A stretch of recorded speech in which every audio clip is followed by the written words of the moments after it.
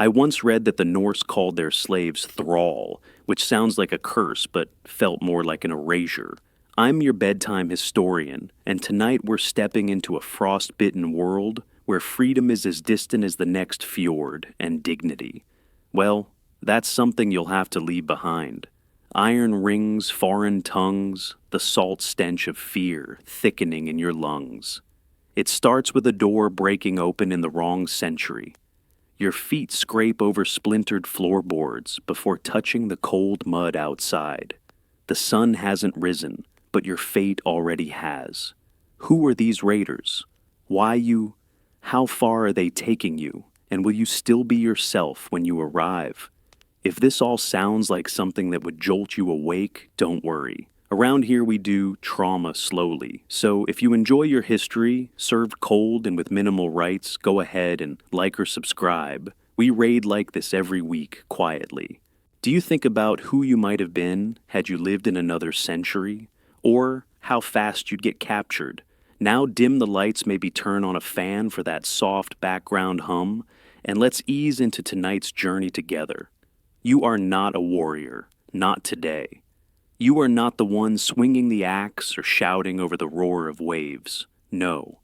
You are the one dragged from a burning barn by your hair half-dressed, half-dreaming, and flung onto wet grass as the sky lightens with cold Scandinavian dawn. The air smells like seawater and goat fat, and in it you hear a language that carves through your thoughts like flint. Words you do not know sharp and spat like commands. A fistful of strangers shove you toward the beach. You stumble, trip over a kettle dropped in haste, and feel a rough shove in your back. Chains clap closed around your wrists. Not tight enough to hurt, not yet, but heavy. Not symbolic. Practical. One loop connects you to the next human, and the next. You're not alone in this misery, though you will feel that way for some time. Someone cries out behind you, a child maybe, or just someone smaller. The guards don't care. They're laughing, actually. One of them holds up a chicken like a prize. Another swings what looks like your neighbor's cloak around his shoulders and twirls. The joke is that you're luggage now. Cargo. One man even pats you on the head and calls you Trilsker gibberish that earns him a round of chuckles. You're marched onto a long ship, sleek, terrible, carved with beasts. There is a dragon's head at the prow and frost crusting the edges of every wooden plank. The oars are pulled in with the rhythm of tired men who know how long the sea stretches. The moment the boat rocks beneath you, you realize it is not going to stop. Salt spray kisses your face like a cruel ant. Your stomach flips. Not from fear, though there's plenty of that, but from the strange sweetness of pickled fish in the hold. Someone below you is retching. Someone else is singing. You don't know the words, but the rhythm is old, relentless. You begin to memorize the creak of the wood, the sound of feet shifting. You count the waves. Historians still debate how many captives perished during these journeys. Records from the period are fragmentary, often silent about the enslaved, but bones have been found near landing sites, unburied, unnamed, curled like forgotten knots of driftwood. Some scholars suggest the dead were simply thrown overboard to lighten the load. The sea, of course, kept no receipts. The wind smells like metal fish and frozen wood. Land appears not with welcome, but with warning jagged gray and draped in fog. The longship grates against a shoreline dusted with sleet, and the Norsemen cheer as if they've won a game. You're yanked to your feet before your legs can remember they exist. Time to disembark. Your boots hit the frost-bitten ground with all the grace of a dropped bucket. Someone behind you slips, and the chain pulls you sideways, face first, into a puddle. A guard chuckles, then helps no one. Welcome to the North. There's no ceremony, no announcement, just shouting. Men in cloaks bark orders. One of them wears a brooch shaped like a wolf's head and holds a stick not to point, but to strike. He waves it toward a low row of wooden buildings, and the pen where you'll be displayed. You try not to shiver, but your teeth betray you.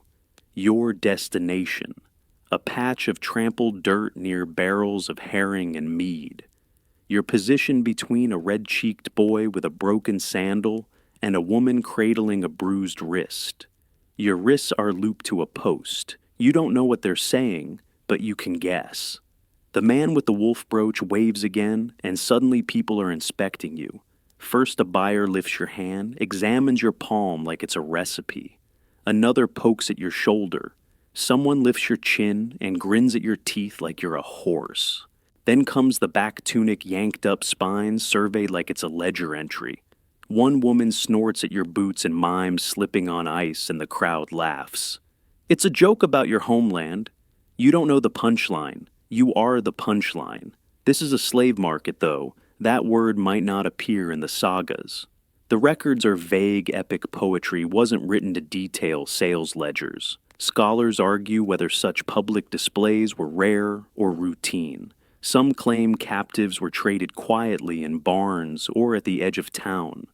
But coins have been found buried in odd places near riverbanks and fields, suggesting business was brisk and not always polite. Still, hints remain. A law code that taxes house thralls differently than field thralls. A carved runestone that mentions a man who bought his wife's sister back. A saga that makes a joke about a man marrying a woman too pretty to be free. As you stand there cold leaking into your bones, the truth is simpler than scholarship. You are here to be sold. It doesn't matter how. It doesn't matter who. You feel your own body transform under their eyes, not yours anymore, not really. You start to dissociate, not from pain, but from banality. This is not a drama. This is not a war. This is Tuesday in the market square. The sea was cruel, yes. But this is quieter. And somehow that makes it worse. You are not addressed by name. In fact, you're not addressed at all, just tugged forward by your collar when a deal is made. Coins clink. A nod is exchanged. You belong to someone now. But what do they call you? Certainly not your real name. That's been discarded like old shoes. Your new owner might call you Drenger Boy or Skrella Slur. Maybe Hroskel's Boy or Goat Ears, if your appearance inspires ridicule.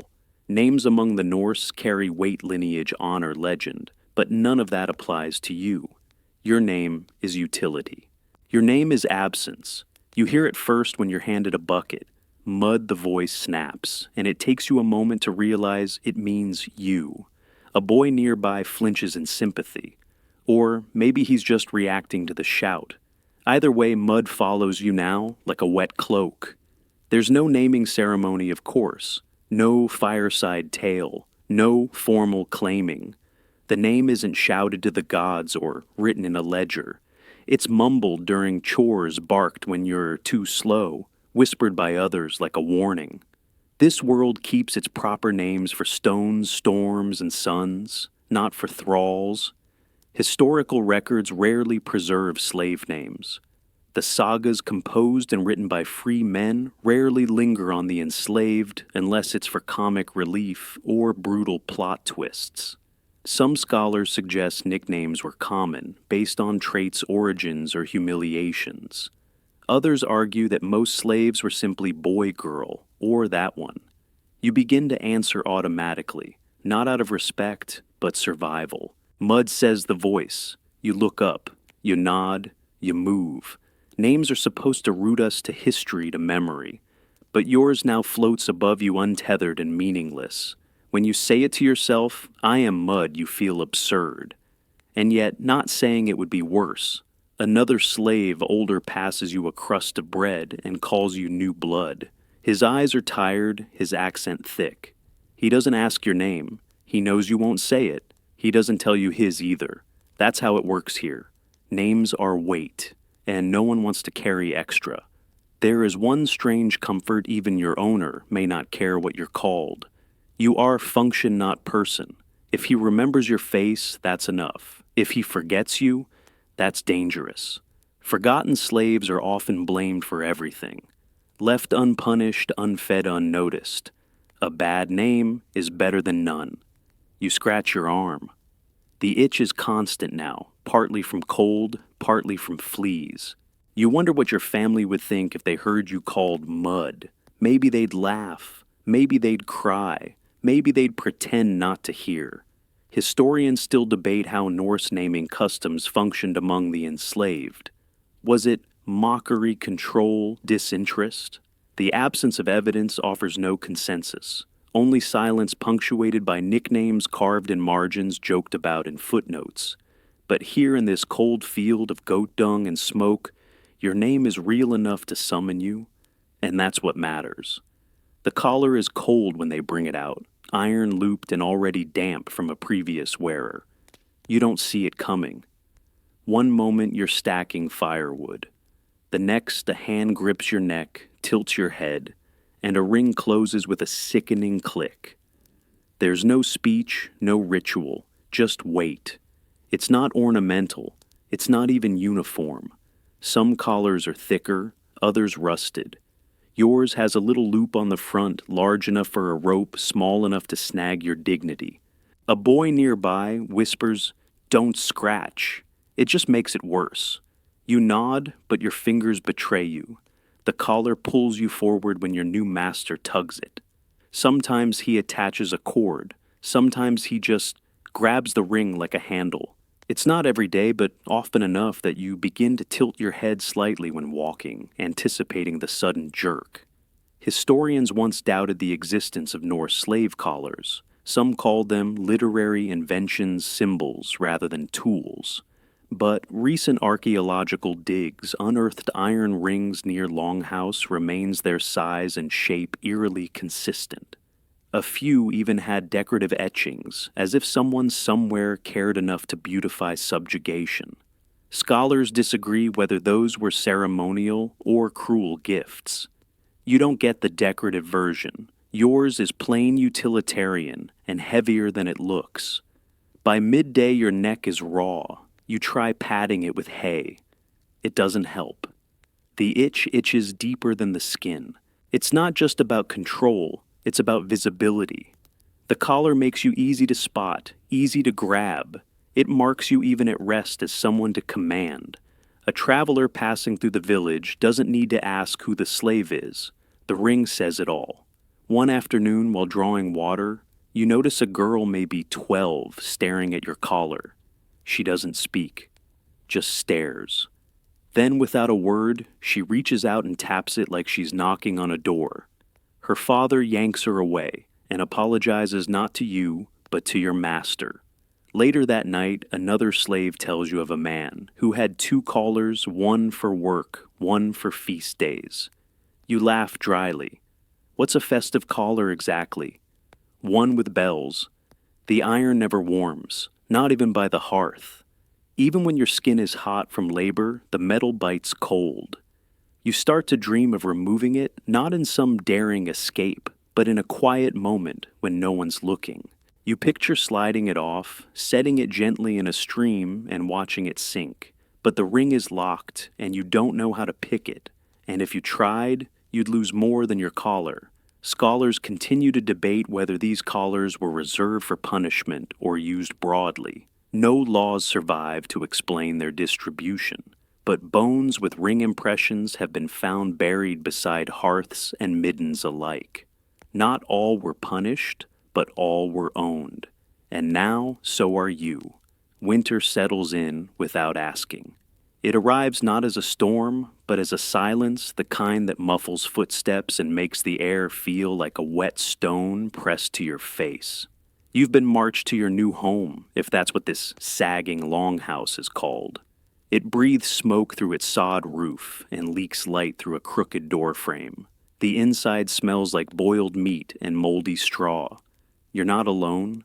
There are 6 others here, 2 older thralls with hands like bark a quiet girl with burn scars on her knuckles, and a man who mutters in his sleep.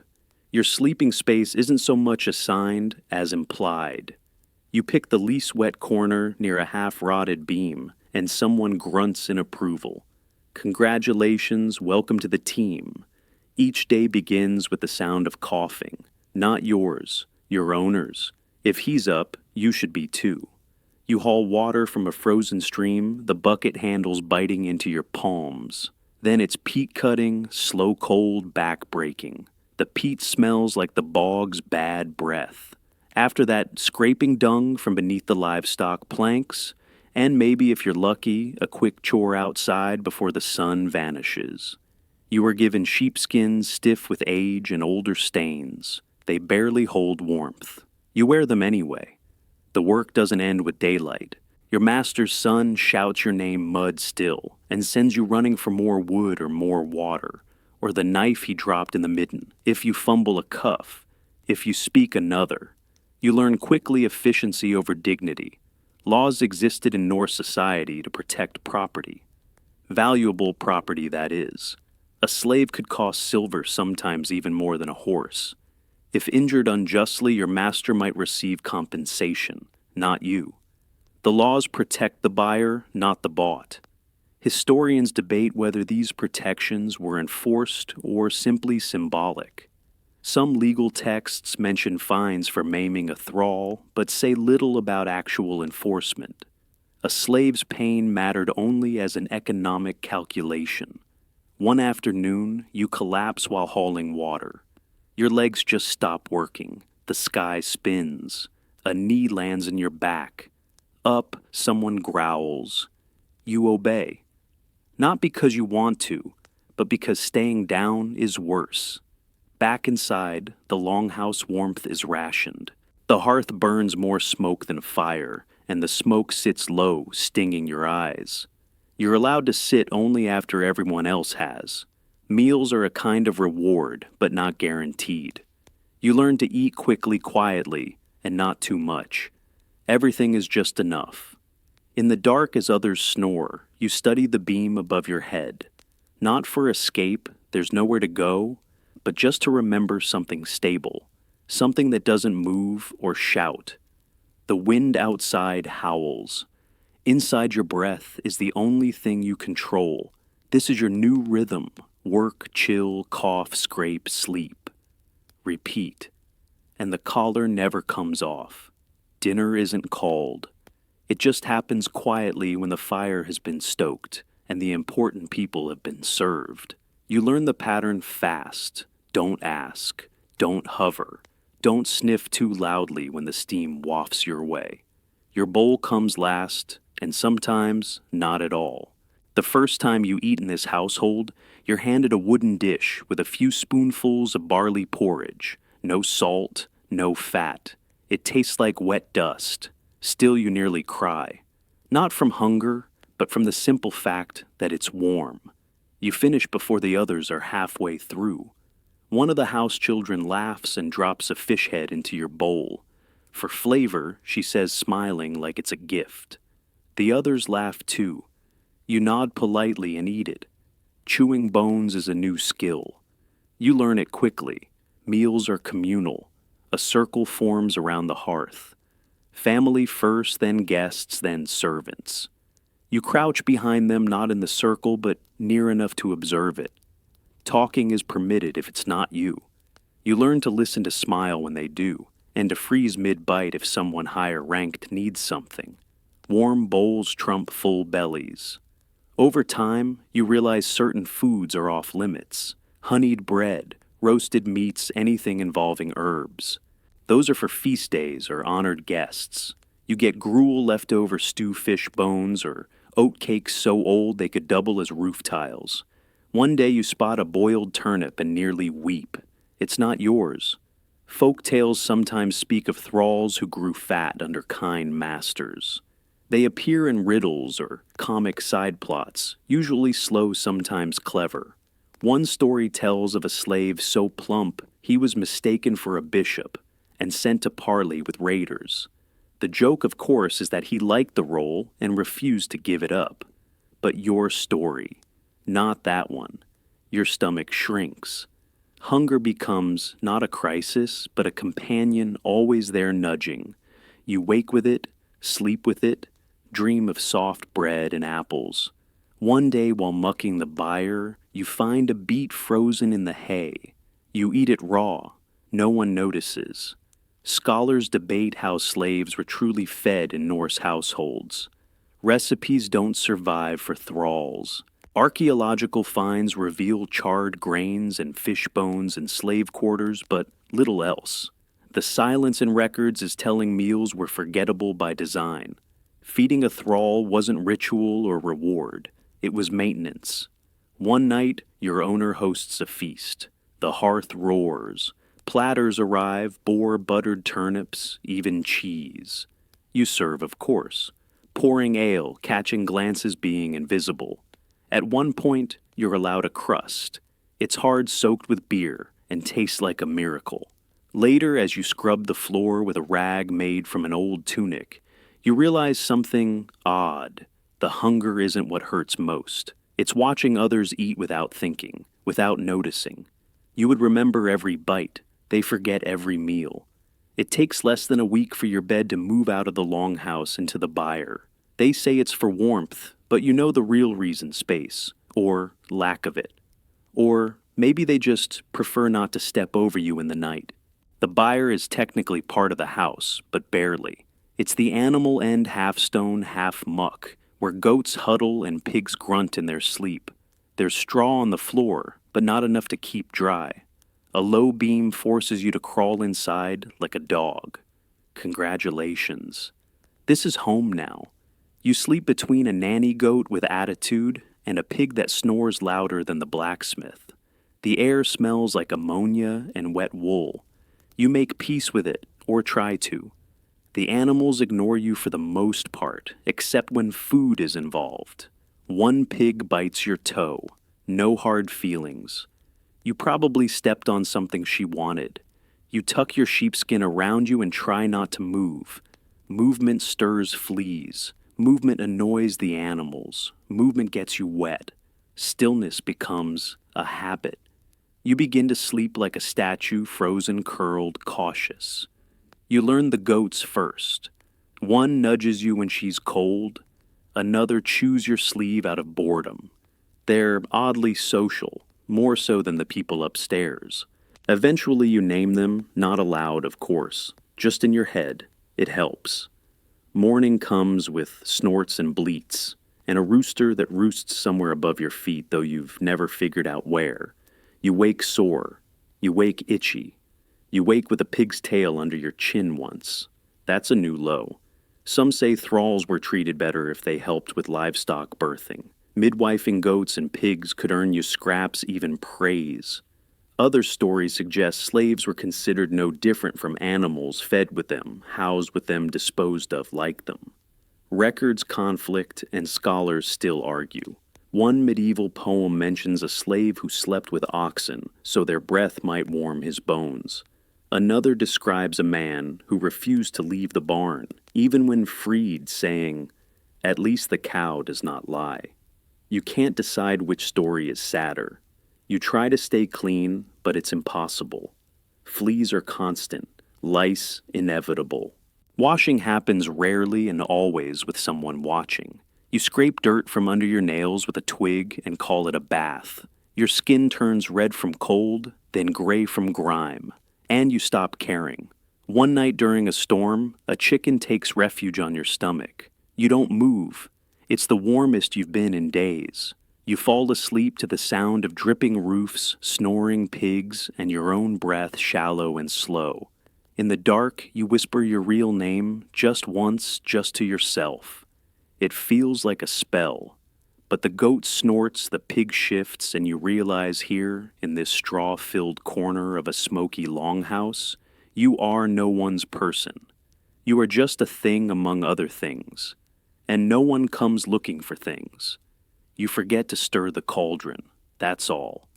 Just one moment of stillness, one lapse in the long list of small, humiliating tasks. The soup thickens too much on one side, and suddenly the entire room smells of burnt oats. Someone shouts. You brace. The punishment isn't immediate. That's the worst part. Hours pass. You muck stalls, gather firewood, pretend not to flinch every time someone approaches. When it finally comes, it's quiet. Your name barked in the stable doorway, a gesture toward the stream. You stand ankle-deep in icy water hands above your head, not as a sentence, but as a spectacle. A boy watches giggling. One of the older thralls looks away. You bite your lip and stare at a pine knot on the far bank, pretending it's somewhere warm. This is your penance, not for disobedience, for forgetfulness, for being a creature that dares to drift in thought. The Norse were creative in their disciplines, especially when the offender couldn't talk back. Later, you're made to wear a cap. Its conical patched and absurd design more for mockery than menace. A feather sticks out of the top, and someone calls you Goose Brain. The name sticks for 3 days. Even the livestock seem unimpressed. Punishments vary by mood more than law. Sometimes it's cold water, sometimes it's silence. Once you were told to sing while scrubbing a latrine trench. Your voice cracked, and your master laughed so hard he dropped his pipe. Some historians argue these punishments served no legal purpose, only psychological. A way to enforce hierarchy, not justice. Others insist Norse law codes mention specific fines for over-punishing a thrall, but only if the thrall was valuable, which you are not. There's no official limit, no posted rule, just tradition, just guessing, just suffering with a shifting goalpost. One girl was made to hop on one foot for half a day. She fell twice, chipped a tooth. No one helped. Another slave tells you of a man who was forced to carry an empty bucket back and forth across the village dozens of times until he collapsed. It was called training, for what no one said. Sometimes the punishment doesn't arrive, and that might be worse. The waiting, the paranoia, the dread that coils in your gut like a snake that won't strike but refuses to slither away. You learn to apologize even when you're not sure what for. There is no appeal, no audience, just endurance. By evening, your hands are numb, your legs cramped, and your face burns with cold. You finally step out of the stream, dripping and shivering. The laughter has faded. The joke is old now. You go back to your chores. No one speaks. The cap dries beside the hearth. You see it every time you pass. Your neck itches. Your collar chafes. But it's your dignity that hurts most. And even that's not yours to keep. Bath time arrives with all the grace of an insult. You're told to strip, not asked, told, and handed a chunk of grayish soap that smells like burnt ash and old onions. Your master gestures toward the path winding through birch trees. You know where it leads the hot springs. You've passed them before, steam rising from rocky pools, like spirits escaping. They always seemed beautiful, untouchable. Now you're invited in, but not to relax, to scrub. The water hisses around your ankles. It's hot, too hot. Your skin prickles. You sit on a slick stone and begin. Soap foams only slightly. Ash and fat don't lather well. Still you rub your arms, then your legs, then the places that haven't seen warmth in weeks. It feels both miraculous and humiliating. The master's son watches from a rock, not because he cares about your hygiene, but because your discomfort amuses him. He throws a twig at you, then laughs when you flinch. You say nothing. You scrub. Cleanliness, oddly enough, matters here. Norse households prided themselves on order, on grooming, on not smelling like livestock even when they lived with livestock. Saturday or Laugardagur literally means bath day. It was a tradition, for the free. Some scholars are puzzled by this contradiction. How could a society that valued ritual washing still treat its slaves like dirt? There's no scholarly consensus. Some argue slaves were bathed to avoid spreading disease. Others claim it was for appearances. No one wants dirty property on display. Either way, the spring doesn't cleanse your shame. You emerge raw-skinned cleaner, but not comforted. You're handed a rag to dry off coarse wool that scrapes like bark. Your clothes, damp and unwashed, go back on immediately. The warmth is fleeting. Once another slave joked that bathing was their only holiday. At least the fleas drown, he said, scratching behind his ear. You laugh then, you don't laugh now. That night the cold returns, as it always does. You sleep beside the goat again, marginally less itchy. The soap smell lingers on your skin, a scent that doesn't feel like yours. You wonder if the hot spring remembers the bodies it has cleaned. Do the rocks notice who scrubs for dignity and who is scrubbed for display? The next week a guest arrives wealthy judging by his fur cloak and shiny boots.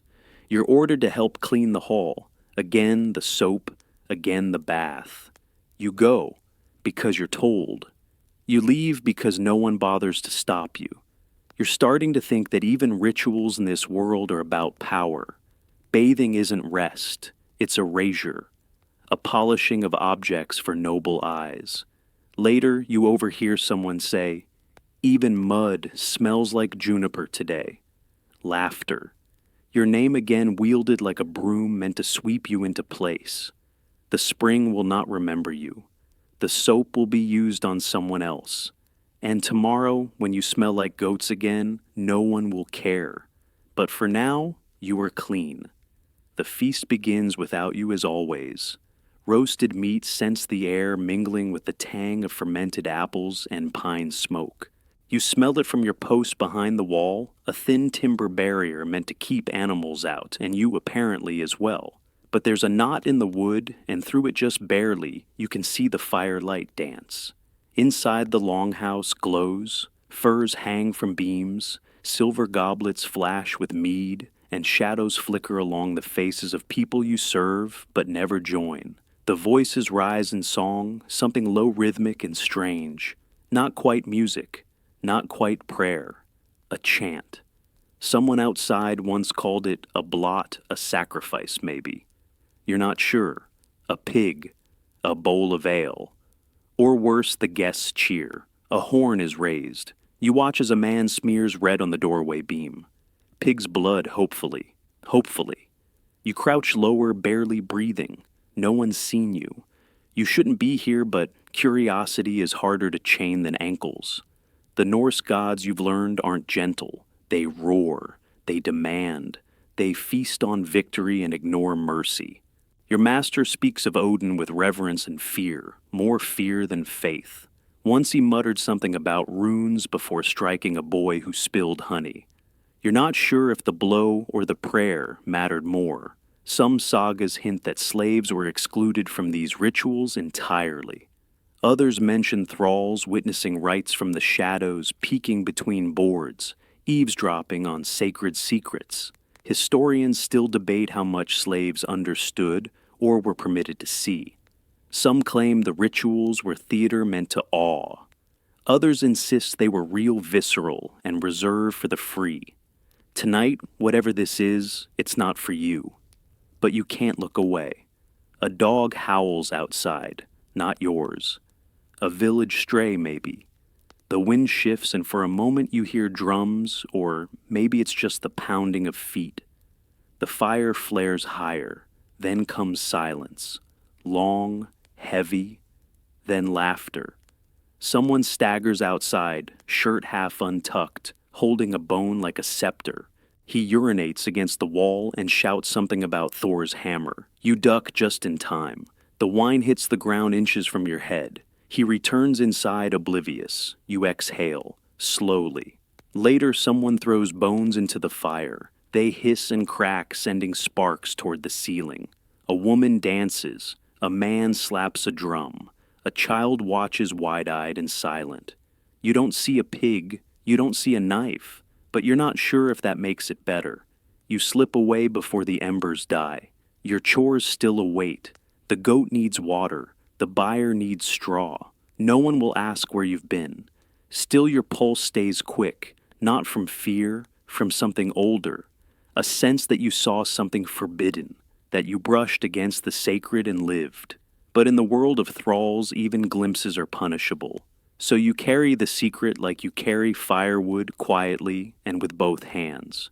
You begin to read your master's moods the way others read runes, not with knowledge but instinct. His footsteps on the threshold. Light, he's drunk. Heavy, he's angry. The way his mouth twitches when tying his belt. Bad day. Best vanish. There is no manual for this. No saga that trains you, just repetition, just bruises, just knowing that if he laughs too loud, someone will bleed. The older thralls call it the code. Not aloud, of course. Just a shared glance, a stiff nod, a vanished smile. You pick it up like a dialect. When to nod, when to disappear. When to pretend you didn't hear. When to clean something no one asked you to, just to stay moving. Some days your master tosses you a stale crust and grins. Other days the same grin precedes a slap. You learn not to trust facial expressions. Or mercy. You adapt. Historians have no record of this behavior, no term in Old Norse for emotional survival strategy. But you know it exists, because you live it. The girl with the burned scars never speaks unless spoken to. The boy who stirs the porridge never makes eye contact with the mistress. The older man sharpens tools when he's nervous, even if they don't need sharpening. All of it is language. Your master's wife is different, calmer. Her code is quieter. If she smooths her apron twice, she's about to scold someone. If she hums, she's in a good mood. If she calls you, dear run. Even the livestock pick up the rhythm. The goats freeze when the door slams. The chickens scatter. The dog hides beneath the table, not from thunder, but from a man in a certain kind of mood. You start to keep a tally in your head. How many smiles mean kindness? How many mean danger? You become fluent in avoidance, a master of presence without presence. You're there, but you're not. You make no sound, leave no trace, breathe like a rumor. Some scholars suggest that this subtle unspoken obedience was part of Norse household order, expected but never discussed. Others argue it was merely survival born of necessity and fear. There's no consensus, but among thralls, it's as obvious as dirt. One evening, your master returns with a bruised knuckle and a wild grin. Something about a bet, a fight, a stolen goat. You don't ask. You retreat to the byre and scrub an already clean trough. Another slave joins you and says nothing. He hands you a torn rag and wipes his own hands with another. It's the code. The act of not noticing, of letting things unspoken stay unspoken. Outside, a rooster crows at the wrong hour. Someone curses it. You pretend not to hear. You're learning. The code does not protect you. It doesn't feed you. It won't free you. But it keeps you alive. And tonight, that's enough. The first time you almost change hands, it happens in a blur of shouting and spilled ale. You're stacking firewood near the mead tent, pretending not to eavesdrop when your nickname gets barked louder than usual. Mud. Come show yourself, a voice slurs.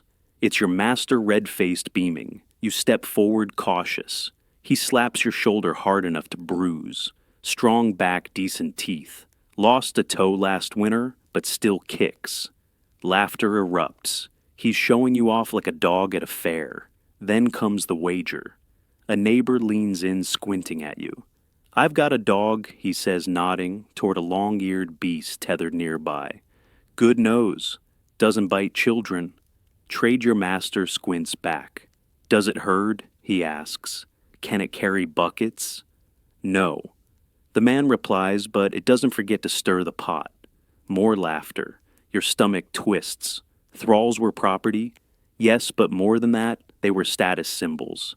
Owning many showed wealth. Trading one at a feast. A joke, a gesture, a spectacle. Scholars still debate whether such trades were common or exaggerated in saga humor. One tale tells of a man who bet his thrall in a game of knucklebones.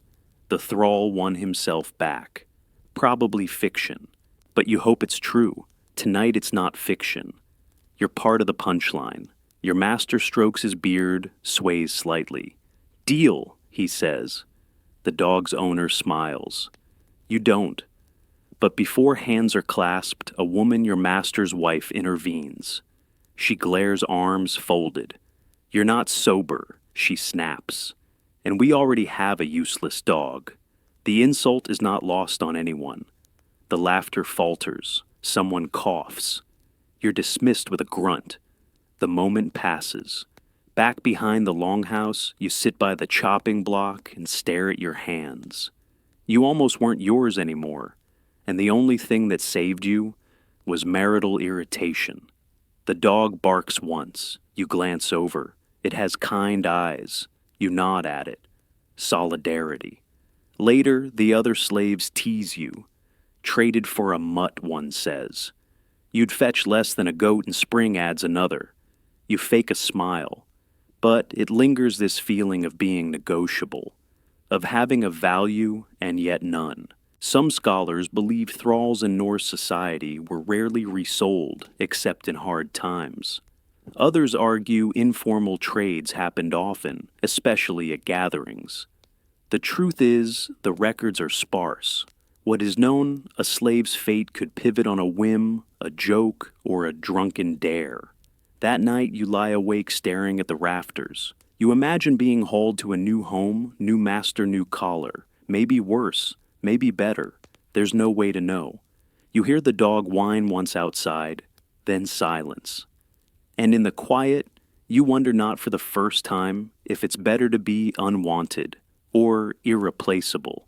It happens on a frost-dulled morning, somewhere between hauling dung and chopping ice. You're kneeling beside the goat pen, fingers numb and nose dripping, when a voice behind you says, "Here." A hand appears, a cracked palm, dirt under the nails, holding out a small bundle wrapped in cloth. You blink. It's dried berries. Sour, hard, but still food. Your stomach growls before your mouth can respond. You take them, you nod, no words. The man sits beside you. He's older, maybe 40, maybe older still. Hard to tell, his beard is streaked with gray, but his posture is stubborn. "You come from south?" he asks. His voice is rough accent, unfamiliar. You nod again. He hums. "I was east, near the great water." He doesn't name it. You wouldn't know it anyway. Then he sings, softly so no one else hears. Just a few notes, crooked, breathy, almost a whisper. The language is strange, but something about it stirs a memory. A lullaby, maybe. One your grandmother once sang, or not, you can't be sure. But your eyes sting. Thralls weren't supposed to form bonds, not openly. But they did. They had to. Kinships were the only warmth in a world of cold roofs and colder stairs. There are almost no records of these relationships. Sagas skip them. Laws don't mention them. Yet scholars have found burial sites where two slaves were interred side by side, arms touching. Some say coincidence. Others call it love. You call it survival. The man gives you his name or a version of it. You say yours, or what's left of it. You both pretend the exchange isn't dangerous. It is. Names can be weapons. But tonight you wield them gently. Over the next weeks, the man teaches you tricks, how to pad your boots with straw to stop the frostbite, which lichens are edible, how to pretend you're busy when you're just hiding. He never smiles fully, but his eyes crinkle sometimes. Once he gives you half a root he's been saving. Tastes like dirt, he warns. He's right. You chew it anyway. Some scholars argue that slave communities in Norse households were isolated, discouraged from bonding. Others suggest the opposite, that shared suffering created makeshift families, networks of care beneath the floorboards of history. There's no firm answer, just bones, just silence. Your master never notices, or pretends not to. He's too busy berating his son or sharpening axes. One night he curses the cold and kicks over a bucket. You and the older man exchange a glance. Just a glance. But it means typical. One morning, you wake to find the man gone. Sold, punished, dead. No one tells you. No one needs to. His absence is loud. You keep the cloth he wrapped the berries in. It smells like smoke and salt and something else familiar but fading. That night you sing one crooked line of his lullaby. Just one. Then silence. Because in this place even memories must be quiet. You think about it more often now? Escape. Not as a plan, but as a flicker. A picture in your mind when the wind cuts too sharp or the soup is too thin. Across the fjord lies freedom, you tell yourself. Somewhere beyond the mist, where no one knows your nickname or your collar size. The fjord is wide, the water black. You watch it sometimes while gathering driftwood, counting waves like steps. How far? How cold could you swim? Could you even try? You dream of slipping away at dawn. You'd take nothing but the sheepskin, maybe steal a crust of bread, walk fast, stay low, follow the tree line, find a boat, find a road, find a chance. Others have tried, of course. Some succeeded, maybe. Stories swirl past between slaves like half-sung chants. One tells of a woman who vanished into the hills, living among wolves and stealing from farms at night. Another speaks of a boy who leapt from a ship and swam for a mile. They say he reached land and promptly walked back to beg for food. Stupid, someone mutters whenever that tale comes up. But you see it differently. To risk everything even for a few free breaths, that's not stupid. That's human. There are practical problems, of course. The terrain is cruel, ice thorns, cliffs. You have no shoes worth trusting, no map, no allies. And winter does not care about intentions. The wolves won't either. Some historians believe few thralls attempted escape in Norse territories. The geography made it nearly impossible, and punishments were severe. One legal code allowed for runaway slaves to be maimed upon return. Others suggest some owners quietly let escapees vanish, one less mouth to feed. The truth, as usual, unclear. Still, the thought returns. One night, while walking back from the stream, you pause. The moon is low, the path is empty, and for one heartbeat, no one is watching.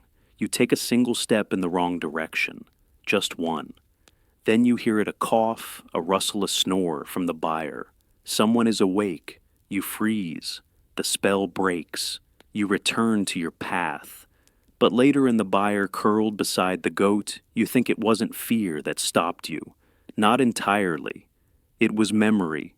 Because out there in the dark, there's no name, no food, no warmth, no lullaby from an older friend. Only cold silence and the ache of being nothing in a place that never asked you to be something. You fall asleep planning your escape again. This time you include a cloak, maybe some dried berries. You never find any, but still. Some say the difference between a prisoner and a slave is hope. Others say it's the same thing that makes you stay. A place to return to. Or not. You hear the tale in passing, two men talking by the fire, their boots steaming, their hands wrapped around mugs of mead. One says freed the thrall last spring, gave him a plot by the river. The other snorts, fool's generosity. He'll marry your daughter next. They laugh. But the story sticks. Could it be true? You've heard whispers before, of slaves who earned freedom, even land. One tale tells of a man who saved his master from drowning, was freed on the spot, and later built a home near the woods. Another speaks of a woman gifted her liberty as a wedding dowry, married off to a freedman perhaps, or even to the master's cousin. There are graves too that complicate the picture, burials with tools, with beads with dignity. Some suggest these belong to former thralls. Others argue they were just poor freemen. The bones don't say. You wonder if anyone would ever free you. And if they did what, then? What would you even do with freedom? Some slaves were granted it through loyalty through years of service or on the master's deathbed. The word leisingi appears in Norse law codes, a freed slave sometimes allowed to own property, sometimes still tied to their former household. Not quite equal, but no longer property. But for every leisingi, there are dozens, hundreds who died unnamed, buried near dogs without rights, thrown into ditches or burned with garbage. The sagas rarely pause for them. History forgets them. But the bones remain. You once helped dig a grave. Not for a thrall, but a goat. Still you remember the weight of the soil, the way it resisted, the silence afterward. You wonder what your own burial would look like. One day your master receives a visitor, a tall man with a missing thumb and a loud voice. He notices you says nothing, then later mutters something about useful hands. You don't react. You don't breathe. You keep working.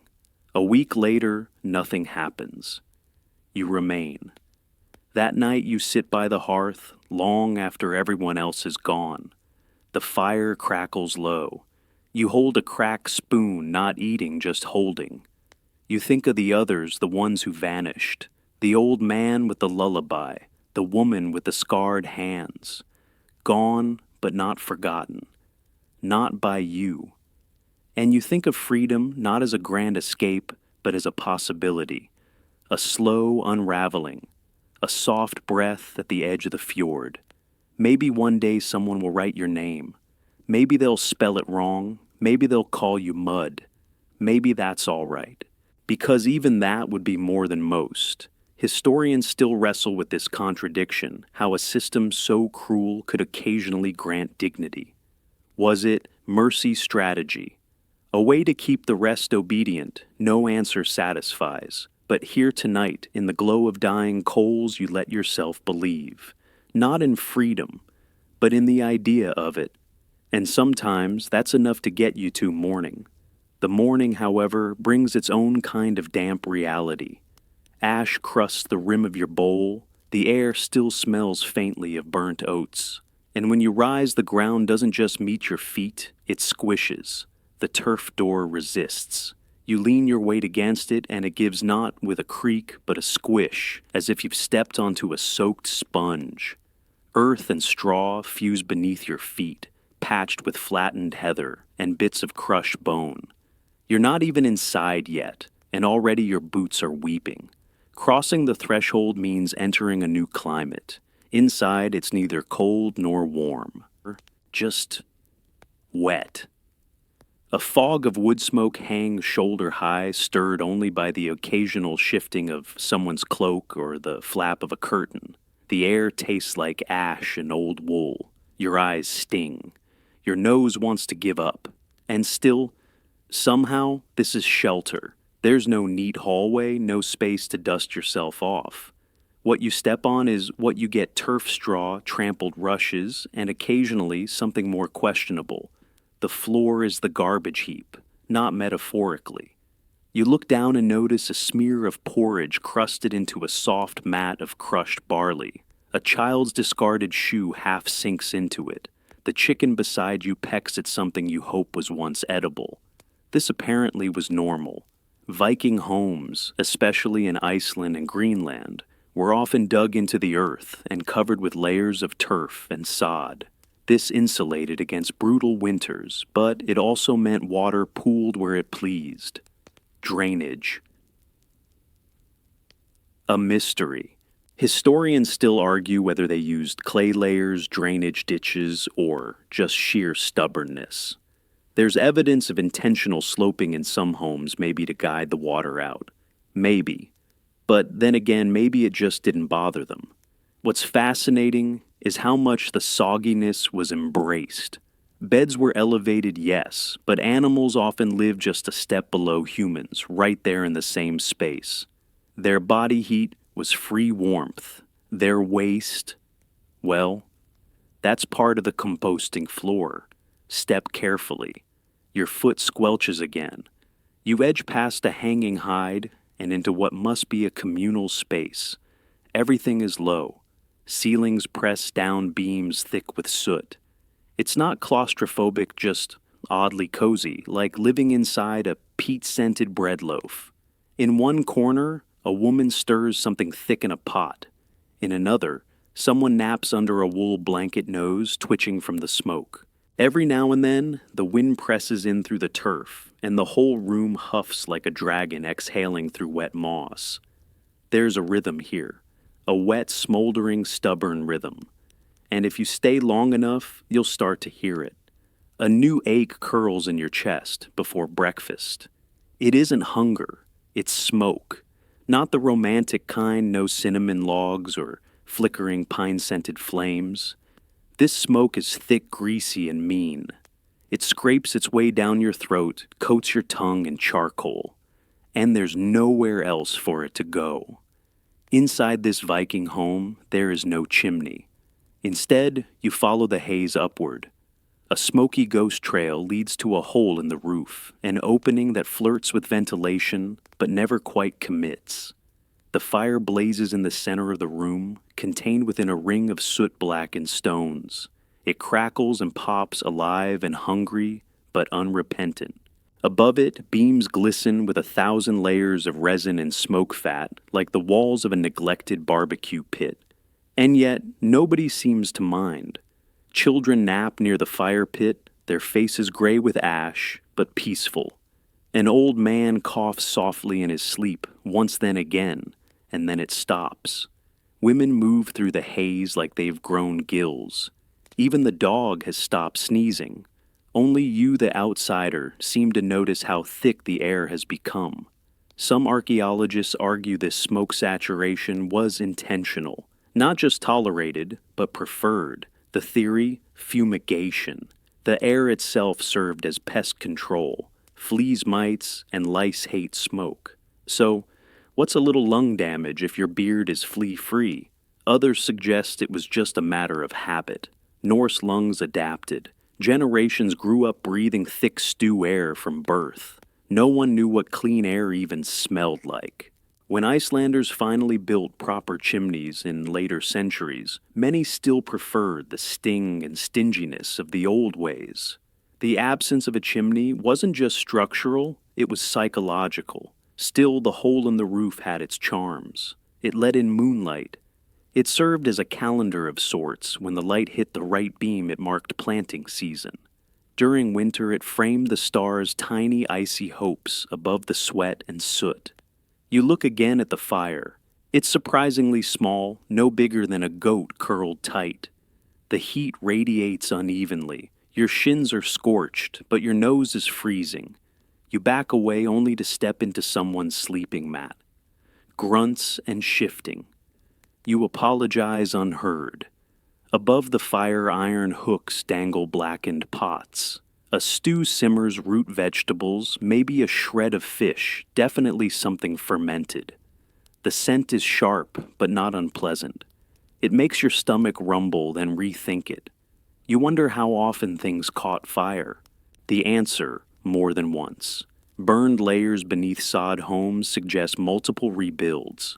But the fire was life. No one gave it up. Despite the smoke, or maybe because of it, there's a strange comfort here. The fire pulses like a slow, reliable heartbeat.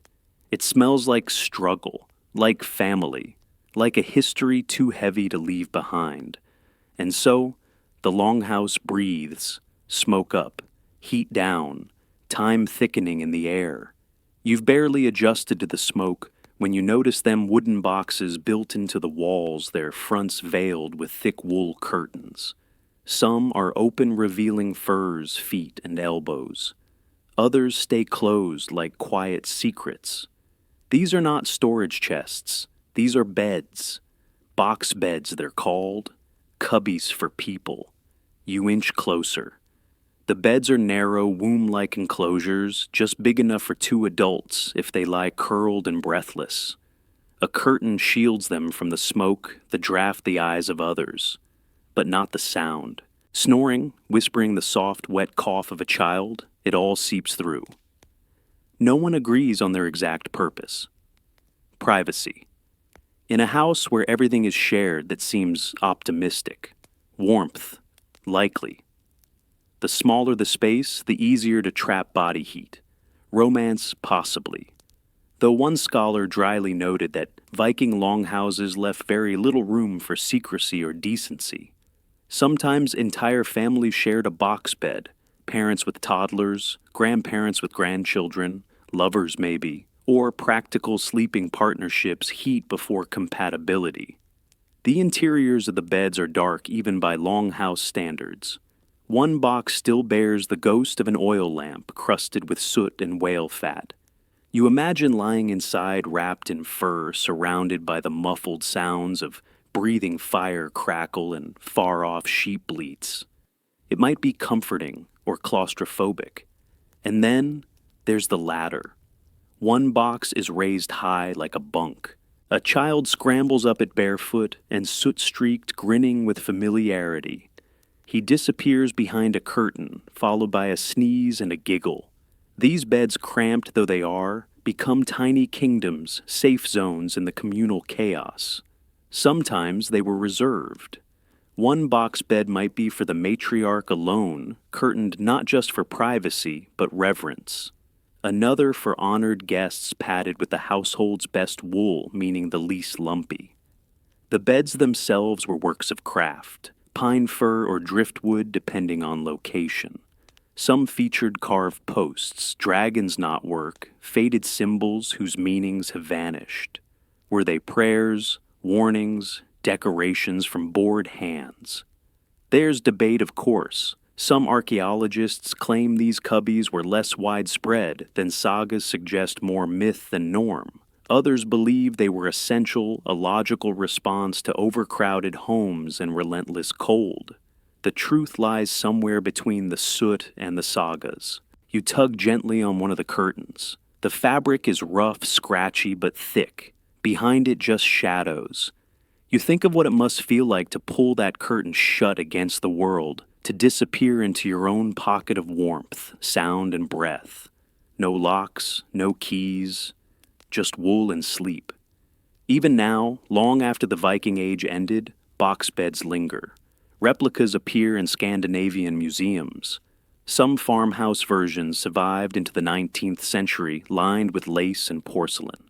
But none feel quite as intimate or unventilated as these ancient alcoves of smoke and silence. A sneeze breaks your thought. The curtain flutters. A hand reaches out, small, grubby, holding a carved wooden figure. You take it. It's a fox. Or maybe a dog. Or a dream. You hear it before you see it, a low rhythmic thud like someone chopping vegetables with a dull blade. Then laughter. Then silence. Then a pop from the fire. You follow the sounds weaving between low beams and curtained beds until you find it the hearth. Not just a fire, a gathering. The hearth is the beating heart of the Viking home. It squats at the center like a smoky deity surrounded by life, a kettle hanging from a soot-blackened hook, 3 loaves of bread warming on a flat stone, a clay pot of something stewing so long it's hard to tell if it's food or history. Around it people cluster. A woman slices onions, slowly nodding at a story you can't quite catch. A young man spins wool between his fingers, while 2 boys play knucklebones at his feet. There's a 3rd boy poking the fire with a stick, because some instincts are eternal. This isn't just a cooking zone. It's where gossip simmers alongside broth, where deals are struck and apologies offered. It's where you come to cry, to joke, to shiver out your nightmares and dry your socks. The hearth is quite literally where life is made warm again. One tale says that Viking women would whisper spells into the flames to keep their children safe at sea. Another suggests that the hearth was considered sacred, protected by a house spirit or even a goddess, though no one quite agrees on her name. Was it Frigg, or someone older, wilder forgotten by the time sagas were inked? Some families treated the hearth as an altar. They tossed in bits of food as offerings or ashes from a departed relative. Others claim it was purely practical, just where the heat lived. Scholars remain politely divided. You crouch nearby, feeling the warmth tickle your nose. Someone hands you a cup, thin cracked clay. Inside a warm drink that tastes of roots and fermentation. It's better than it sounds. Behind you the conversation drifts. Someone recounts a dream about a bear. Someone else interrupts to ask who took the last piece of dried fish. Laughter follows. The fire pops again. A thin woman with a long braid begins humming a melody low and circular, like it's meant to stay trapped inside the house. It makes your eyes feel heavier. The smoke doesn't sting so much now. The warmth seems thicker. And then a whisper, not to you, but to the fire. The onion-slicing woman murmurs. Something presses her palm flat against a hot stone. You look away suddenly an intruder. The hearth holds memory. It's where births happen, where broken bones are set, where elders sit to share stories half true and half salted, where time folds and refolds like bread dough, warm and always slightly burnt. Even now in the quiet, you can hear at the fire speaking back in pops and crackles carrying words from generations past. You breathe it in smoke-story onion warmth. And then someone sneezes and the spell breaks. There's a lull in the room now, that peculiar stillness where nobody quite wants to stand up. You drift toward the edges where the light turns dim and the chores begin. It's here in the periphery of the hearth's warmth that boredom takes root and Viking hands get busy.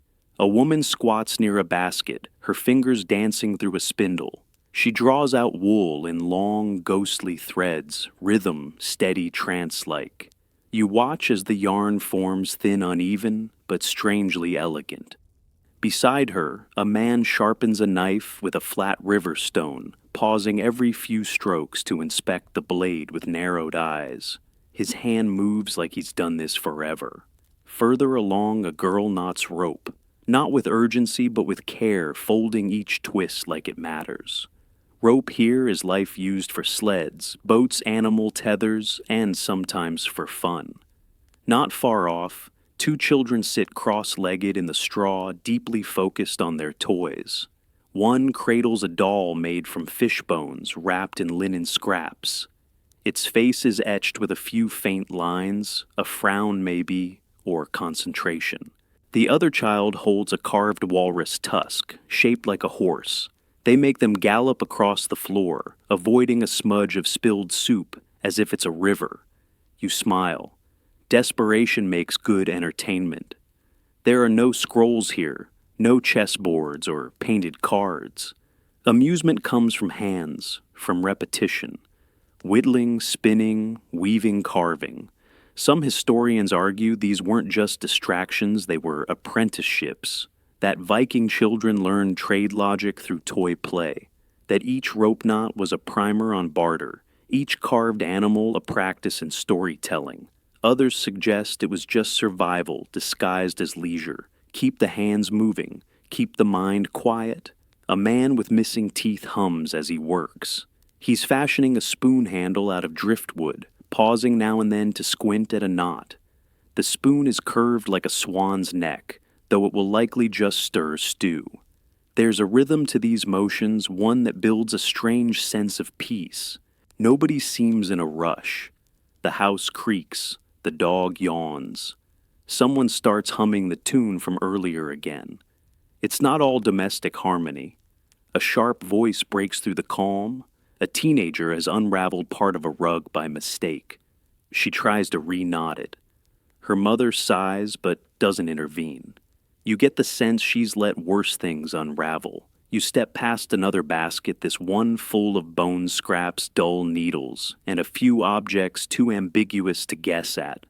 One, though, you recognize. It's a spinning taupe etched with runes. You wonder if it's a game or a charm. The line blurs here between work and play, between training and tradition, between survival and art. In this dim corner, life ticks on in twine and rhythm. No screens, no scrolls, just hands tools and time-spinning boredom into skill, and maybe, if you're lucky, a little beauty. You hear the rustle first, tiny urgent feet pattering across straw, then a squeak, then another.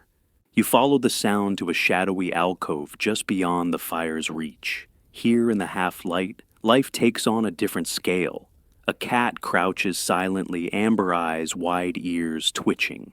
She watches the movement beneath a low shelf tail, flicking like a metronome. Then, a sudden pounce, she's got something. A wriggling shape disappears under her paw. She looks up triumphant and vanishes into the loft with her prize. She's not alone. From a pile of hay near the meat barrel, a dog stirs. He lifts his head, sighs through his nose, and goes back to dreaming. His legs twitch like he's running through old memories. Animals lived here among people not as distant companions, but as roommates. Chickens huddle near the door. A goat shifts its weight behind a curtain. And somewhere always are the pests. Mice scurry beneath baskets. Beetles click in the corners. You spot a rat tail disappearing behind a pile of wood. No one panics. This is normal. Cleanliness in a Viking home is a flexible concept. There's a broom yes leaning beside the door, but it's more ceremonial than effective. Sweep the floor, and you might just disturb something worse. The line between pet and pest wasn't clearly drawn. Dogs were companions, and guards some wore carved collars. Cats were prized for their hunting skills, and sometimes, depending on which sagas you believe, for their mystical ties to Freya, the goddess of love, and war. Killing a cat could be met with public outrage or worse. Yet the same roof sheltered lice, fleas, mites, and more. Smoke helped, as did herbs hung from beams. But it was an endless battle. People scratched. Babies were dusted with ash to repel vermin. Still, the insects thrived. Some scholars argue that this coexistence shaped Norse resilience, that the constant hum of discomfort bred a toughness modern dwellers can't quite imagine. Others suggest that resilience is just a polite word for gave up.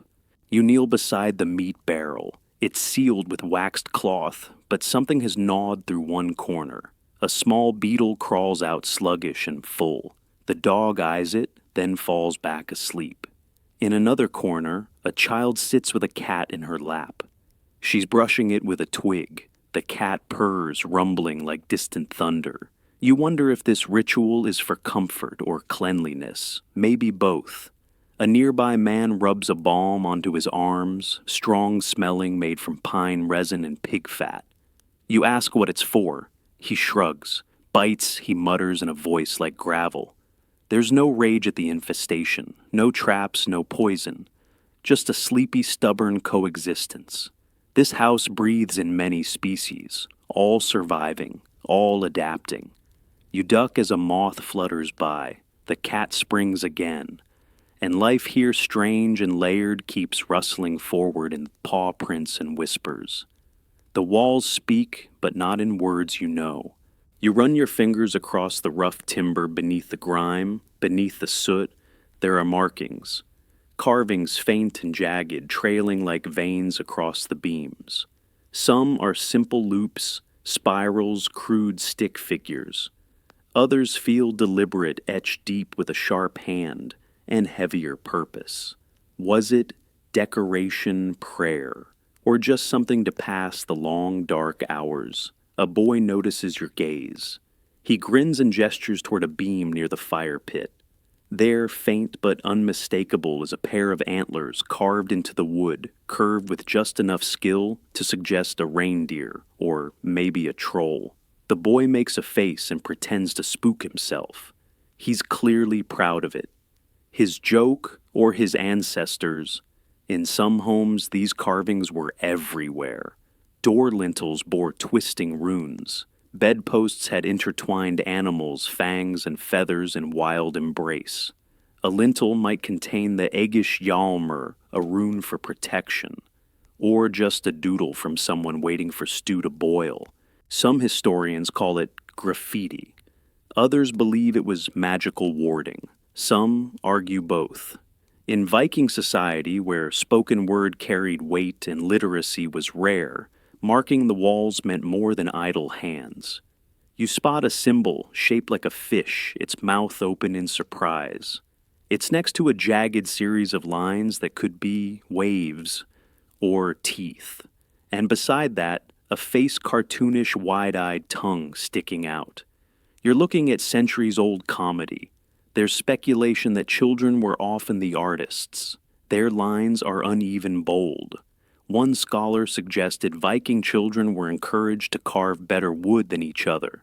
Another countered that some marks were far too precise, too practiced to be child's play. You step into a side alcove and find another scene, a procession of stick figures holding hands. The central figure has exaggerated arms. A chieftain, a mother, or just someone with a lot of firewood. Above it all, a single rune is carved deep and dark. It might say strength, it might say storm, it might just be someone's name. Scholars argue endlessly over translations since runes shift in meaning across time, place, and context. But there's no doubt they meant something. Every carving is a fingerprint. Sometimes these marks were covered with soot, sometimes they were renewed.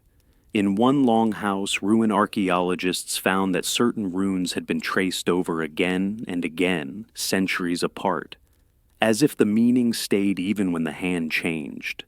You look back at the boy who now crouches with a stick scratching into a softer wall plank. He's copying something maybe from the firelight, maybe from memory. His tongue pokes out in concentration. What will his message be? You leave him to it. The wall will keep it. Long after he's gone, long after the fire cools and the cat finds another bed, that little scratch will remain, half art, half whisper. Even soot can't silence these walls. It crunches underfoot. Not straw, not wood. Something softer, squishier. You lift your boot and see a smear of mashed turnip ground flat into the rushes. Next to it, a crust of bread. A few steps on a chicken pecking at something you'd rather not identify. This floor is less a surface than a slow living layer cake. Viking floors weren't just walked on, they were lived on. Slept on, eaten on, lost teeth, and found toys both ended up here. And once something hit the ground, odds were it stayed there. You step lightly now, more aware. There's a half-chewed bone beside a child's carved button. A trail of grain kernels leads to a suspiciously damp patch. The hen follows clucking softly as if auditioning for a detective role. It's more than mess. This is accumulation. In many longhouses, floors were packed earth topped with straw or rushes occasionally replaced but rarely swept. Over time, this created layers. Think of it as a domestic sediment. Archaeologists love it. Every stratum tells a story, a burst of ashes here, a fish scale there, a shard of comb embedded deep. Some think these floors served as compost, that Viking homes were early experiments in permaculture, heat rising from decomposing layers, waste turning to warmth. It's a romantic idea. Others argue it's just what happens when cleaning isn't the top priority. Toddlers learned quickly dropped food either disappeared or got reclaimed by chickens, or dogs, or siblings. Hygiene was relative. If you could walk barefoot without slipping on fermented fish, it was probably clean enough. You spot a small footprint dried into a patch of clay, tiny toes, splayed wide. A child paused here, maybe learning to walk, maybe just trying to stay upright on this shifting terrain. And then there's the smell. It's not awful, just present. A mix of old stew-damp straw, sheep breath, and the unmistakable tang of thyme. Some scholars believe herbs were scattered across floors to help with scent and pests. Angelica thyme, sweet grass. You sniff the air. Maybe. A woman stoops in the corner, gently scooping away a pile of old rushes. She hums as she works. It's not quite cleaning, it's rearrangement. The fresh layer will sit atop the old. A new page on an endless earthy book. The floor tells truths that voices don't. It records what was dropped, spilled, forgotten. You spot a splinter of amber wedged near a beam, maybe from a broken necklace. Maybe from a moment no one wanted to explain. Some archaeologists liken Viking floors to memory maps, that where people sat, ate, or wept could be traced through residue. Others say that's overreach. Sometimes a mess is just a mess. Still you feel it as you walk the stories beneath your steps. Not grand sagas, but the quiet ones. A missed meal, a soot-stained toy, a secret. The hen clucks again, then gobbles something invisible. You decide not to ask what it was. Night in the Viking longhouse doesn't arrive. With silence, it arrives with sound. Odd, mismatched noises that echo across the low beams and thick walls. The sigh of sleeping cattle. The flap of a curtain disturbed by a draft. And always the human sounds, snoring, coughing, muttering dreams. You try to find a quiet corner, but the house won't let you. Someone mumbles beside you, caught in a fevered dream. A child whimpers in her sleep, soot-smudged fingers clutching a bone doll. The dog groans, stretches, resettles with a thump. Then a sudden cry, a baby squalling with hungry rage. A woman shushes gently her lullaby, low and threadbare. There is no escape from the noise. Viking homes were communal by necessity. Extended families hired hands, guests all crammed under one roof. Privacy was a concept mostly reserved for nobles and fiction. Sleep, like everything else, was a shared act. Scholars argue about how many people lived together in a single longhouse. Some estimates suggest up to 33 generations plus animals. Others insist that's exaggeration. But even a dozen is enough to turn night into a collage of interruptions. You shift on your straw mat, trying not to think about the floor. Something under you crunches, hopefully not alive. The fire is down to coals now, casting faint orange glows across the beams. Someone snores loud, irregular, like a dying bellows. Another sleeper answers with a high, wheezy trill, a duet of discomfort. And yet, nobody seems particularly bothered. Children grow up amid this din. They learn which coughs to ignore, which murmurs signal danger. A sheep bleats from behind a low curtain, then falls silent. Someone whispers a prayer. A man farts loudly, unapologetically. Laughter follows from the dark, from more than one voice. Some anthropologists believe this chaos built connection. That constant presence, even in discomfort, forged stronger bonds. You heard your brother's dreams. You learned your grandmother's rhythms. Loneliness had no room to grow. Others disagree. They suspect the opposite, that this ceaseless togetherness bred tension, rivalry, quiet madness. That the sagas skip the sleepless nights, the suppressed arguments, the broken rest. Both theories feel true. You adjust your blanket, which smells faintly of smoked fish and something else, wet wool maybe. Above you, a soft rustle, someone climbing into a raised bed. The wood creaks, then stillness, then another sneeze. Sleep comes in waves here. Broken, interrupted, then patched back together like a frayed tunic. No REM cycles, just dozing, waking, murmuring, slipping back again. There's a comfort in that too. If you wake, you're never alone. If you dream, someone might hear it. The dark isn't empty, it's full of breath and warmth and memory. You close your eyes and let the soundscape carry you. Somewhere, someone mumbles about a boat. A child laughs in her sleep. A hen clucks once, then gives up. In this house, night never truly ends. It just hums and shifts and begins again. A curtain rustles where no breeze moves. It's a corner you hadn't noticed before, half-shadowed behind a sagging fur and a rack of drying herbs. Nobody lingers here. Even the dog gives it a wide berth. You follow curiosity, not logic, and gently push the fabric aside. Inside, the air changes, cooler, denser, a different kind of silence. This is where things are hidden.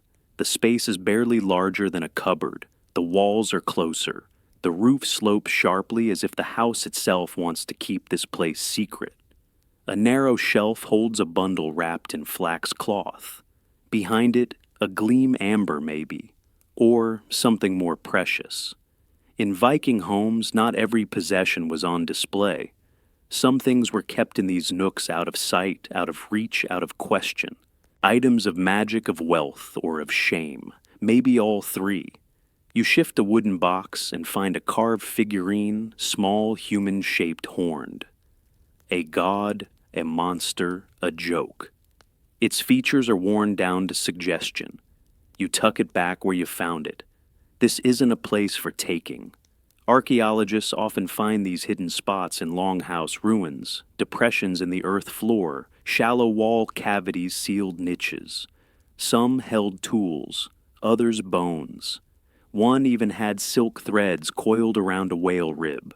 Imported silk. In a sod house. Smuggled, stolen. Gifted, no written record explains. You reach up and touch a bundle tucked into a roof beam.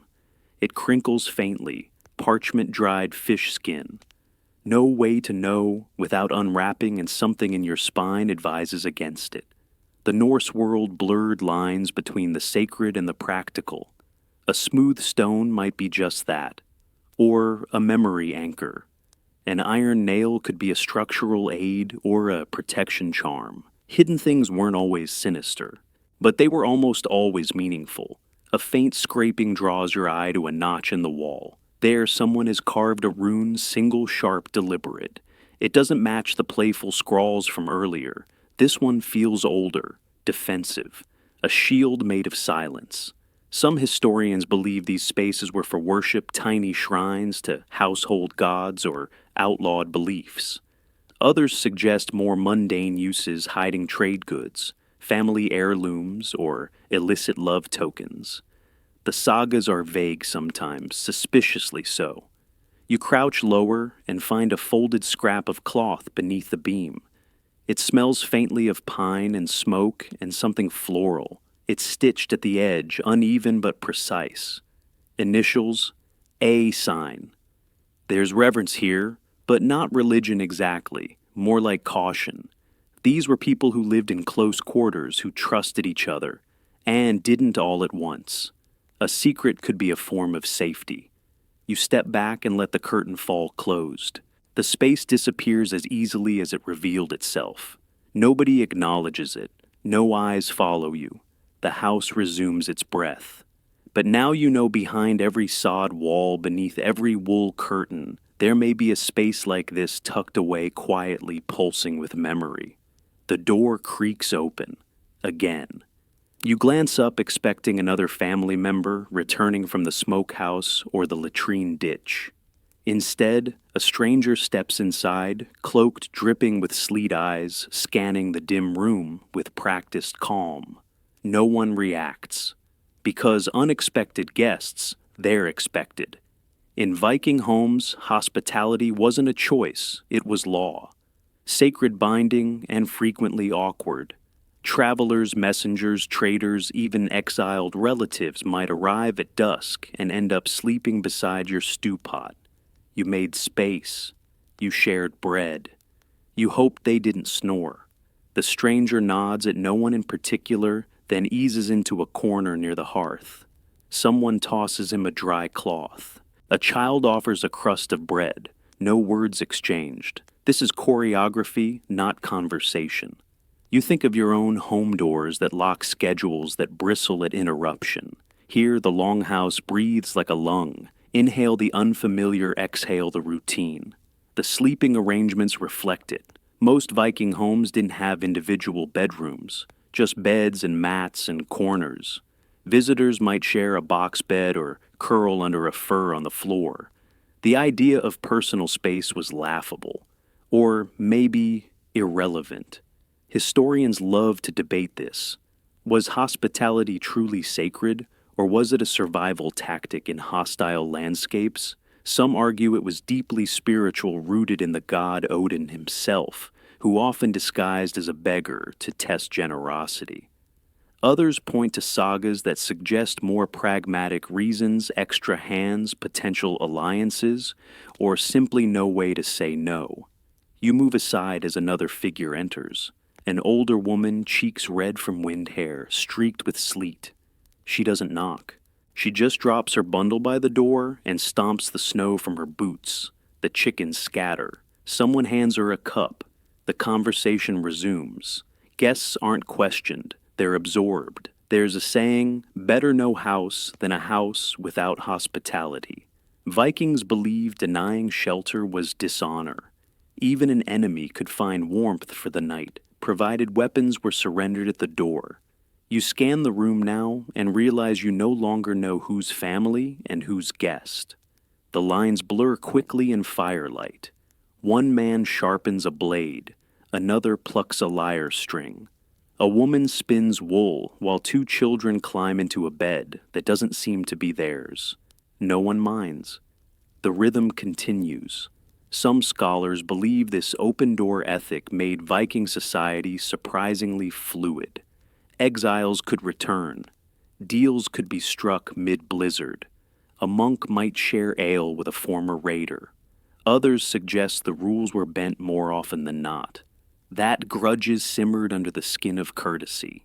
Still, the door stays open. And so, the longhouse swells guests and hosts, sharing steam smoke and stale jokes. No introductions needed, just warmth and place. The stranger coughs into his sleeve. No one flinches. A baby fusses. Someone starts snoring. You pull your blanket tighter and wonder who will walk in next. In Viking homes, the night always made room. The blizzard comes in slow, like a whisper turning stern. At first, it's just wind around the eaves. Then it thickens snow, clogging the turf gaps, howling through roof seams, turning the longhouse into a wool-lined cave. You're not going anywhere. No one is. Welcome to wintering. In Viking lands, snow wasn't a weather event. It was a season, a sentence. For weeks or even months, households hunkered down, sealed in by frost soot and each other's breath. You wouldn't see the sun for days. You might not see a different face for weeks. And so, people adapted not by escaping, but by carving out rituals inside the confinement. A man sits whittling spoon, handles near the fire. Not for function, there are already spoons.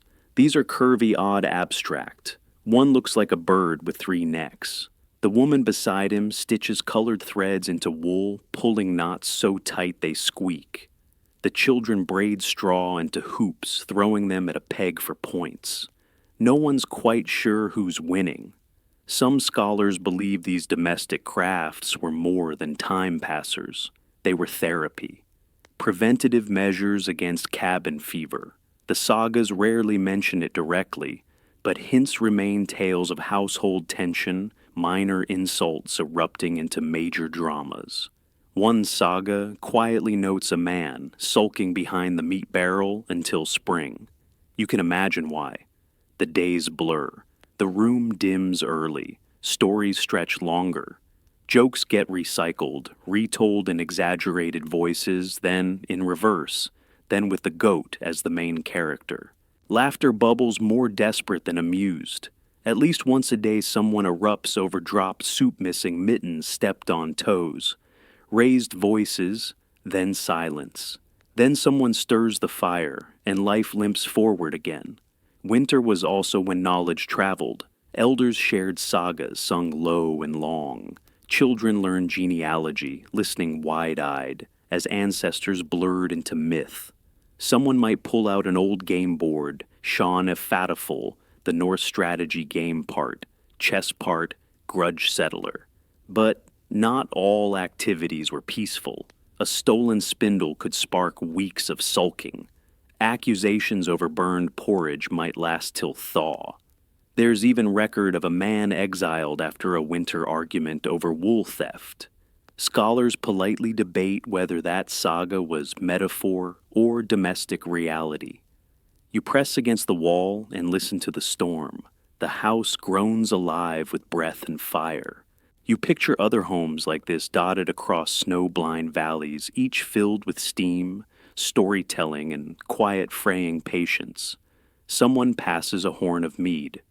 Another person starts carving their name into the bench 3rd time this winter. No one stops them. The smell of boiled turnips drifts through the house, mixing with smoke and sheep. A child hums a tune too old for its voice. Outside, the wind rearranges snow into sculptures no one will see. And still, the house holds. Even in silence, even in frustration, the longhouse wraps its people tight. Not in comfort, but in togetherness, in survival, in shared air, soared jokes, and splinters of light. Winter doesn't end here. It just waits until someone laughs again. A snore cuts through the silence like a battle cry. Not the soft kind, but a honking, wheezing trumpet blast that rattles the dried herbs hanging from the rafters. You glance toward the source, an older man, mouth agape, hands folded on his chest like a sleeping warrior.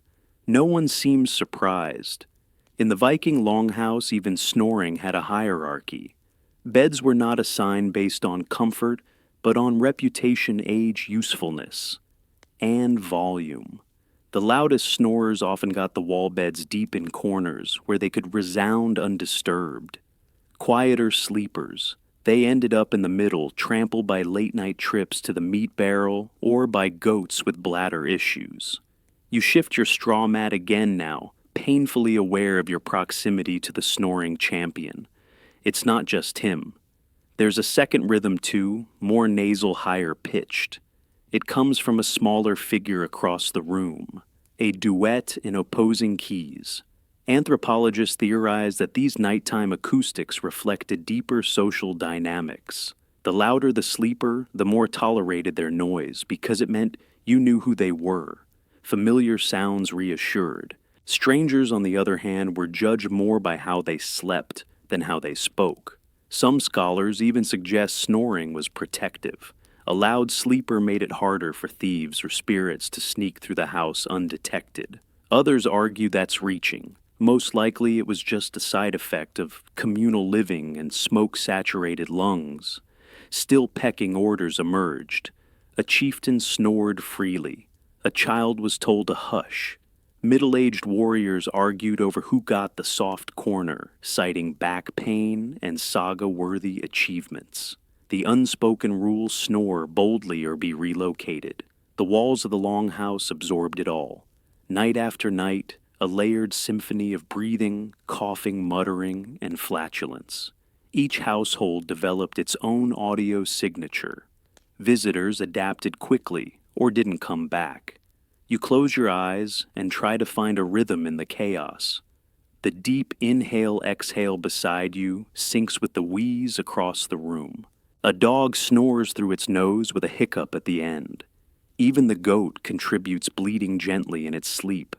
It's strange how quickly this becomes normal. Someone stirs, a bed creaks, a whispered curse floats from the loft as a child rolls over onto someone's hair. The fire pops. Another snore rises, then falls into silence. In these sounds, there's memory. 1,000 nights just like this.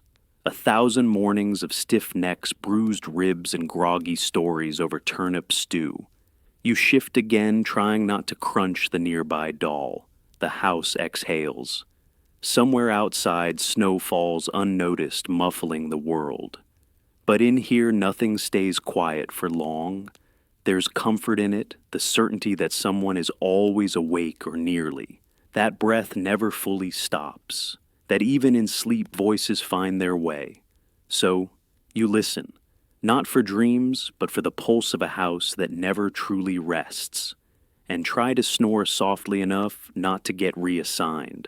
A strange glow catches your eye, muted silvery like moonlight filtered through fog. But it's coming from inside. You turn, tracing it to the far corner of the longhouse where no fire reaches. There, a flat bone gleams faintly. Not polished, not magical, just placed. Thoughtfully, precisely. It's whalebone, and it's glowing. Viking homes weren't bright. Natural light had to wrestle its way in through gaps in the turf or tiny wall slits.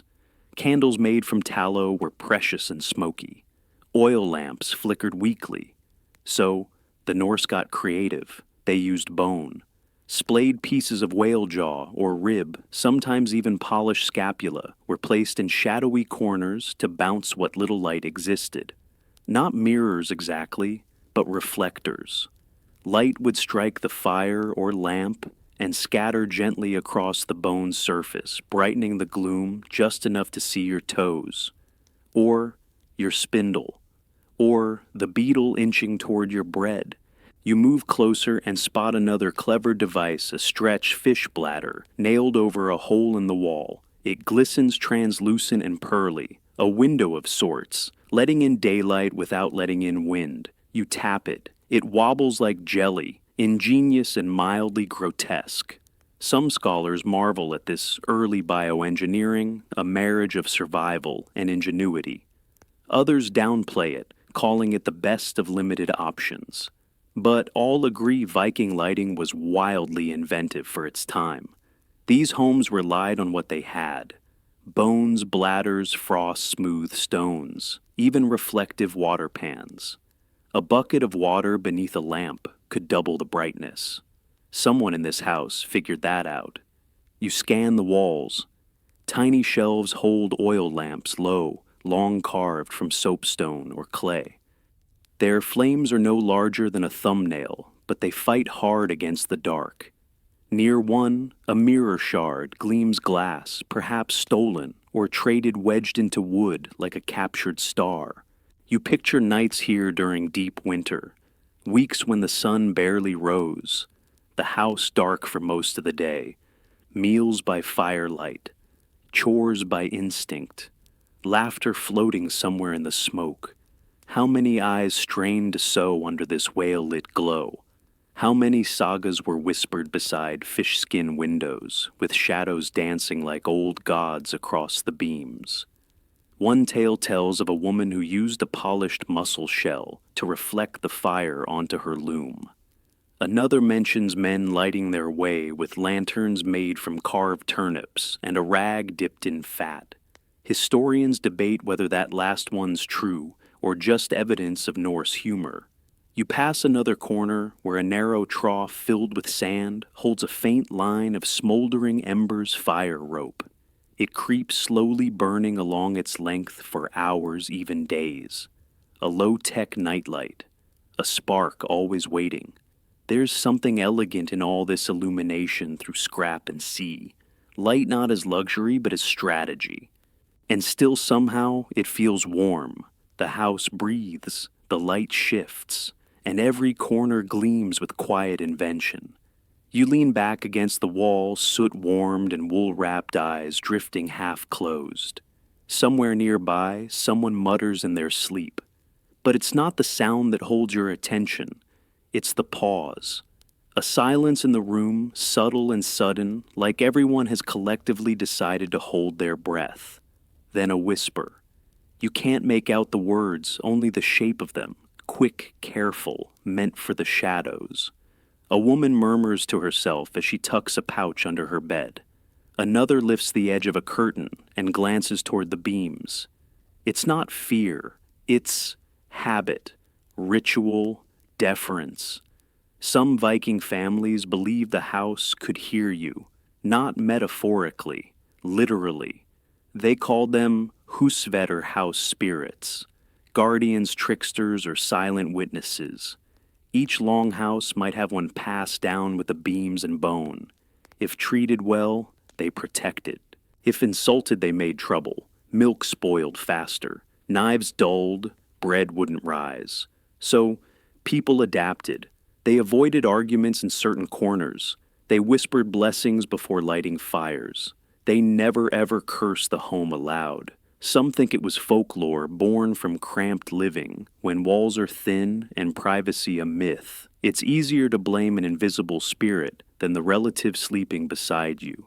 Others argue it was spiritual, a way of acknowledging the house as a living thing, built of earth breath and memory. Even now you feel it. The walls don't creak, they listen. Above you, a man mutters in a dream. The words are jumbled, but they carry emotion, anger maybe, or longing. His wife stirs, taps his shoulder gently. He quiets. A nod to the house, perhaps. You scan the rafters and spot a charm hanging by a thread, 3 feathers bound with copper wire. Protective, decorative. Or both. Another beam bears a scratch you recognize now as a rune laguz, the symbol for water, but also for intuition unseen things. A child whispers to her doll, tucking it in. She glances toward the curtain-covered corner you explored earlier and mouths something soundless. You've walked through floors that squish walls, that talk fires, that never stop burning, and still, this is the moment that makes your skin rise. Not fear, something older, respect.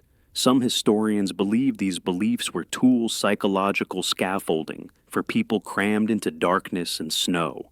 Others think they were true utterly, that Viking homes weren't just shelters, but partners. They watched, they judged, and sometimes they warned. You think of all you've seen tonight, the soot that coats the beams like memory, the floor layered with secrets, the beds that hold dreams and snoring politics. And now, the house itself leaning in like a storyteller ready to finish the tale. A wind presses against the turf roof. It moans softly, then lets go. You exhale. Someone whispers a final word to the fire, and the longhouse settles its breath long and low. The fire has faded to whispers now, just a red glow tucked into stone. Around it, bodies rest like punctuation marks in a saga still unfolding. The dog's sigh is the last sound you hear before everything softens into breath and sleep. Outside, the snow presses in, gently blanketing the roof in hush. Inside the longhouse holds its silence not empty, but full of the quiet weight of living. Straw shifts, dreams hover. Even the hens seem to know the night has settled for good. You've seen what lies behind the sod walls, smoke without chimneys, box beds crowded with stories, runes that outlast memory, and floors that remember more than they should. A home made not of walls but of warmth, messy, layered, and alive. If you'd like to return to stories like this, you can always subscribe quietly, of course. But before you drift off, tell me, where are you? What time is it? And who's your favorite forgotten historical figure?